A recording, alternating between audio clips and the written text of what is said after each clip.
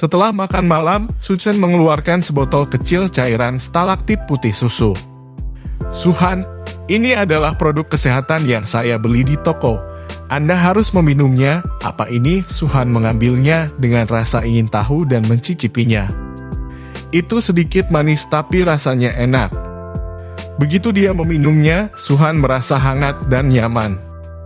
"Wow, itu menakjubkan," Suhan berkata dengan terkejut. Dia segera ingat bahwa kakaknya belum meminumnya. "Saudaraku, apakah kamu tidak akan meminumnya?" Suchen tersenyum dan berkata dengan penuh kasih sayang, "Aku sudah meminumnya. Ini adalah untuk Anda." Kakaknya mengangguk dan meminum semua susu stalaktit sekaligus. "Bagaimana perasaanmu?" Suchen bertanya dengan prihatin. Sangat nyaman, Suhan bersendawa saat dia berbicara. Suchen tersenyum dan kemudian memberitahu saudara perempuannya dengan serius, "Hal yang saya berikan kepada Anda hari ini sangat berharga. Anda tidak dapat memberitahu siapapun tentang hal itu di luar. Jika orang lain tahu tentang susu stalaktit, mereka mungkin terbunuh." "Jangan khawatir, aku tidak akan memberitahu siapapun," Suhan mengangguk berat. Setelah minum, mereka melanjutkan makan. Suchen mengaktifkan bakat duplikasinya dan mengamati perubahan adiknya. Setelah beberapa menit, situasi Suhan berubah. Manusia Suhan bakat kultivasi dasar bakat S dasar tidak terbangun. Setelah sekitar 1 jam, Suchen menemukan bahwa situasi saudara perempuannya telah berubah lagi. Manusia Suhan bakat kultivasi menengah bakat S dasar tidak terbangun, efeknya sangat jelas. Sun mengamati untuk hari lain, tetapi bakat saudara perempuannya tidak terus meningkat. Ini karena susu stalaktit hanya mempengaruhi mereka yang di bawah talenta menengah. Kakaknya sudah mencapai batas dan tidak bisa terus meningkat. Namun, dengan bakat kultivasi menengah saudara perempuannya, ada kemungkinan besar dia bisa menjadi seorang pejuang, jadi Suchen merasa lega. Saat kekuatannya sendiri meningkat, kondisi di rumah pasti akan menjadi lebih baik dan lebih baik. Suchen menghubungi sekolah terdekat. Dia sekarang sangat kaya, jadi dia memilih untuk mengirim saudara perempuannya ke sekolah.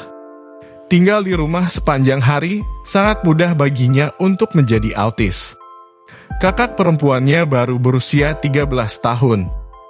Pada usia ini, dia harus bermain dengan teman-temannya tanpa khawatir. Pada awalnya, adiknya tidak setuju karena dia tahu bahwa keluarganya sangat miskin. Namun, Suchen mengatakan kepadanya bahwa dia telah berpartisipasi dalam kegiatan yang diselenggarakan oleh sekolah dan mendapat penempatan dan bonus. Baru kemudian Suhan mengangguk dan setuju. Setelah menyelesaikan situasi adik perempuannya, Suchen menggantikan dirinya untuk berkultivasi. Dia berkultivasi selama sebulan dalam satu napas dan kekuatannya telah menembus hingga 800 pon. Sekarang, dia sudah magang bela diri tingkat lanjut dan hampir setingkat dengan seniman bela diri. Dan menurut kekuatan tempurnya yang sebenarnya, rata-rata seniman bela diri hanya bisa melawannya 5-0. Sayangnya, tanpa darah binatang buas yang ganas, kecepatan kultivasinya melambat. Menurut perkiraan Suchen, masih perlu waktu baginya untuk menjadi seorang seniman bela diri. Pada saat yang sama, keluarga Liu mengadakan perjamuan perayaan. Karena Liu Mubai telah mengasingkan diri selama sebulan, ketika dia keluar lagi, dia sudah melangkah ke level seorang seniman bela diri. Dia segera menemukan pelayannya dan mulai menghitung dengan suara rendah di dalam ruangan.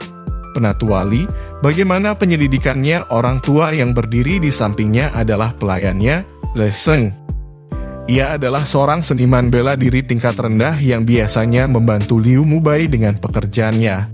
"Tuan muda, kami telah menyelidiki secara menyeluruh. Suchen itu tidak memiliki latar belakang apapun. Kedua orang tuanya adalah seniman bela diri, tetapi mereka berdua sudah meninggal. Hanya adik perempuannya yang tinggal bersamanya." Mendengar ini, niat membunuh yang mengerikan muncul di wajah Liu Mubai. "Aku benar-benar membiarkan bocah kecil ini hidup sampai sekarang. Jika saya tidak dalam pengasingan, dia akan mati sejak lama. temukan seseorang untuk membunuhnya.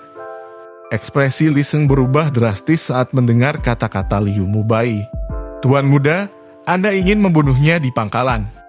Anda tidak bisa melakukan hal seperti itu. Jika Anda ketahuan, itu akan melibatkan seluruh keluarga. Liu Mubai mendengus dingin. Itu karena kamu ketahuan. Selama kamu tidak ketahuan, semuanya akan baik-baik saja. Tuan muda, apa maksudmu? Sewa organisasi pembunuh. Lee Seng tercengang.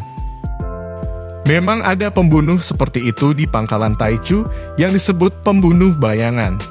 Tetapi untuk membunuh seorang murid bela diri dan menghabiskan begitu banyak uang, Li Heng ragu-ragu sejenak. Menurutnya, kesepakatan ini tidak sepadan. Su Chen telah mencapai kekuatan magang bela diri. Jika dia ingin menyewa seorang pembunuh untuk membunuhnya, dia akan membutuhkan setidaknya 1 juta. Hehe, apa yang kamu tahu? Liu Mubai tertawa. Melihat resumenya, dia baru berusia 15 tahun dan telah mencapai ranah magang bela diri. Saya rasa bakatnya tidak lemah. Di masa depan, sangat mungkin dia akan menjadi seniman bela diri. Membunuhnya sekarang membutuhkan 1 juta.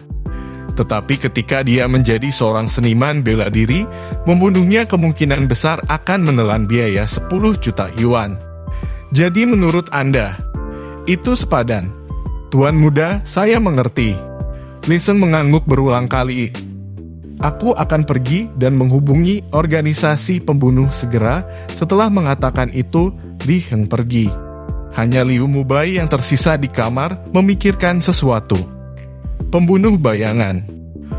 Orang itu membangkitkan bakat atribut yang disebut bayangan. Meskipun itu hanya bakat dasar, itu masih sangat kuat. Dia bisa bersembunyi di bayangan apapun. Bahkan, seorang seniman bela diri elit akan sulit menemukannya. Itu sebabnya orang ini berani membunuh orang di seluruh pangkalan.